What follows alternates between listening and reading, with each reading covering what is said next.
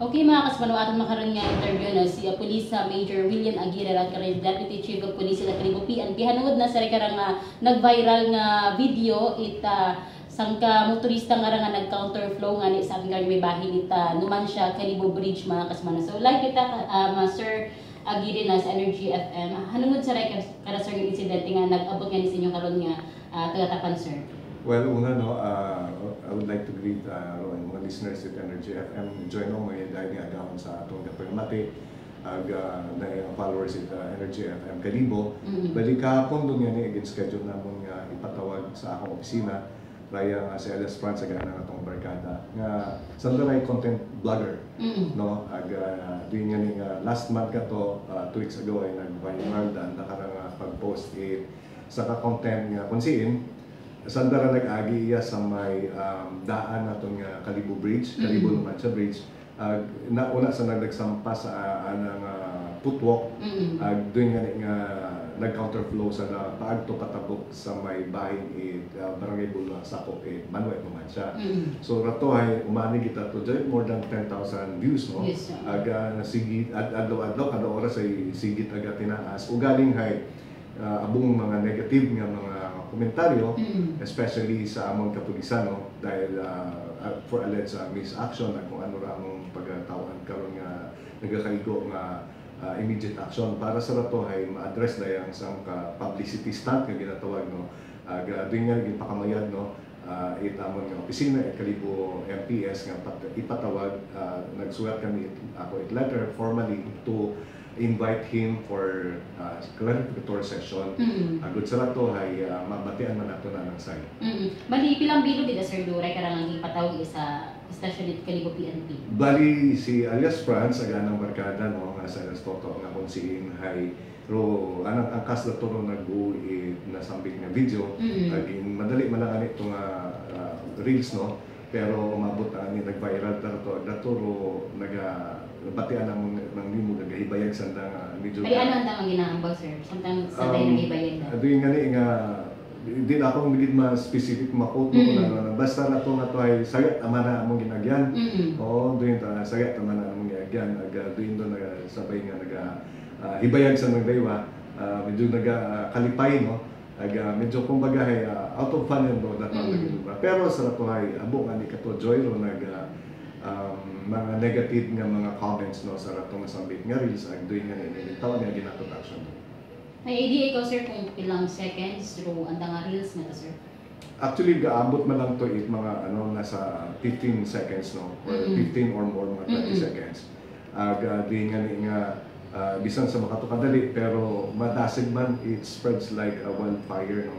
So kaya yung madasig man nagapta dahil sa kumbaga daring nga pag-post, butang isang content nga kung siin ay abo nga nag-react sa mga netizen pag-abot sa natong safety, sa hazard, sa medyo disrespect sa authority, doon nga iba man ay nagasuporta man kanda pero doon nga ron sa kabilugan ay medyo may negatibong impact especially sa Land Transportation Office ag sa amon sa parte kabahin ni Kalibo MPS. Anong oras do eksakto ka sir? Sa rin karong gabi? Dato nga to mga panamot mga 9:30 o pasado mga alas 9 no. Doon nga gin-post o gin-live nanda. Pero abo ka to naka-screenshot ibang mga media ako nga man nga o nga ay ano man nakasubaybay man ikato nga to. Of course, ay siyempre, do aton karon ay we are not tolerating those kinds of stunt, no? Especially jeopardizing o endanger naton do safety. Not only sa nandaywa, kundi ro mga incoming mga motorists na pwede magtuna at aksidente. Bali, sino ko na sa nahaling way to sir sa Kalibo, sir? Iya santaron sa Banway Kalibo, no? Kara sa may kabato sa Avenue Express. So, galing natuunan nga may checkpoint kami itatong oras. So sakto may checkpoint nagikausan ta dahil do sambilugan dahil what helmet. So ginpakamay na agi kara sa sila sir na agdayon tanan ng lumiko kun dahil kara sa may old Kalibo Bridge. So agyan tanan na duro patwalk na kunsiin ay raton dahil natabo nga viral nga clips, no. Nakaano sa sir, nakagapos isang dahas tali ka to sa men sir, sa may bulwang. Yes, nakaabot kita sa ito. Actually, ginhuwat man na nagtaliwan ng mga other vehicles. Din nga nagpalugar man dahil pag-abot sa may barangay Dudulwang. Di ka to natapos do video clips, no. Pero amon yan karon ay it lingers sa mind it mga netizen, especially nga followers ko raya nga content vlogger nga ra sa bilog man mo ay negosyante. So ginpakamayad namon doon nga magkaroon din dialogue agud batian man namon side. Of course ihatag man namon doon paagi sa akong opisina ro mga negatibong resulta kung sakasakali rato ay amon nga hindi pagtawan niya gitaksyon. Paruray ka nga driver sir si alias France nga to sir, may lisensya matimaw. May lisensya matimaw. Nagsambilog na akong yan ka nakaroon nga ginwan join no hay ro posibilidad nga iayo namon nga ipa-revoke nga license. O galing ron ay siyempre they were all apologetic ag ambay nandahay. They will post a public apology, no? Actually, sincero matasanda sa pagpaabot at pagpasaylo kapingkit sa otoridad, sa kapulisan, sa Kalibo MPS. Doon nga nga immediately after realizing they have done wrong, delete kaya ginandara itong content blog na nato sa Facebook. Balik kahapon sa yes sir nagpadugong sa PNP. Supposedly ko patakon ko Martes patai tagahon then natabo to hay Domingo I think it will be. So ugaling hay masako man ang opisina. So ginpakamayad lang namon nga bukod not sa weekend kundi sa weekdays lang, especially kahapon nga weekdays namon gin address nagagtugi matasanda iya sa among opisina. Bali, rin sir, no, violation na lang naman dito sa nasari ka ng checkpoint dahil niro anang back-rider white helmet. Yes, ugaling ron ay ginlight anong darato, gruan na ginagyan kita ay nag-counterflow. That's why kumbaga ay even naman na darato pinakaabo nga nag-like sa nag-quality mga viewers, no, pero realizing nga saya ay delete na ginanda. Naghakot na nato mga viewers ikaw mga followers pero saya nga nga paagi pag butang i-context sa social media platform wherein abo nga mga netizen do nakakita, no, abo man samot saring reaction, may positive may negative pero more on the negative side, especially sa amon nga bahin Kalibo MPS. So makara sir ro tika nga pagahimuon. Well, sa makaron ay ginano na mo nga ginsettle yun doon, no? Actually sa among opisina nag-post nga kami sa among social media page, no, sa Kalibo MPS. Sandaman doon pagabantayan naton do kung sincero gid nga ipalawat namon kung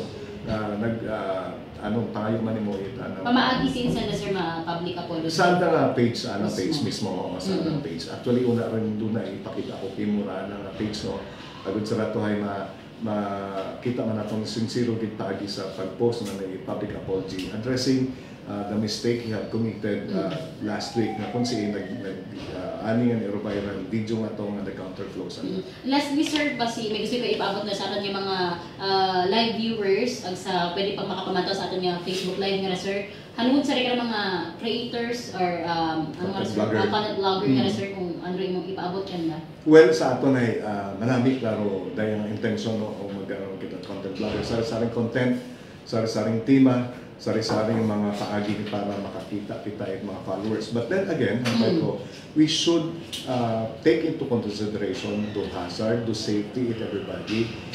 As long as nagasunod ro yun sa ginatawag na nga policy standard, ito yun nga isang social media platform, hay okay lang ron. Pero when it speaks about publicity stunts, about hazard, about disregarding and disrespectful action sa authority, hay dapat ay hindi ta naton nun i-try, no, kasi abot ang ma-report karon and actually eventually the authorities will be taking into consideration and action para sa to mas tablo yung nasambit nga publicity stunt. Kasi maka sir, once nga i-post mo, i-reels mo mga catchy mo sir, ag nagagabag sa lahi, kalihit, bibigyan nga mo kayo na kagayo nga kalihit do ruin ka rin yung mga videos niya. Yeah, so even if na yung paano na yung hambalang natin magamit kita fictitious mga names or i-blur na yung kuan inyong itsura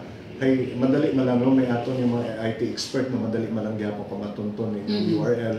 Of course, bisan do anang abo agi nakakilaga agi sa andang ato no, especially kung sikat ka mo sa mga paaging makaruyon ay ma-depict do purpose to entertain the public, to educate the public, to inform the public. Mauron akong tara aton pero the entertainment nga at the expense of layi ay kung hambangan kung si Improbawa ay manamit pero doing ani ay you'll be running into trouble with the authorities. Bulok man nga maging mas sikat ikaw kung imo nga content ani man nagagabag man sa. Yes, policy standards sa layi aton nga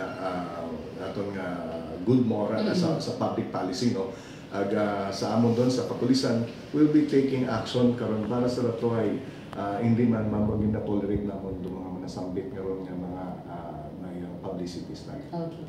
With this note, sir, na Police Major Willian N. Aguirre Raconia, Deputy Chief of Police sila Kalibo PNP. Abog niya salamat, sir, sa imo karon nga oras nga gintaon ni sa Energy FM. Thank you, Manjoy, at mabuhay po tayo lahat. With this note, mga kasimanwabot niya salamat na sa mga nag-views at kanya Facebook live with kasimanwang Jeneline Gano para sa patas ang medyo usong pagpanerbisyo publiko. Ako si Xon ng Meridio de la Cruz, Melgard, Energy FM, Kalibo, kasimanwa ko, palangga.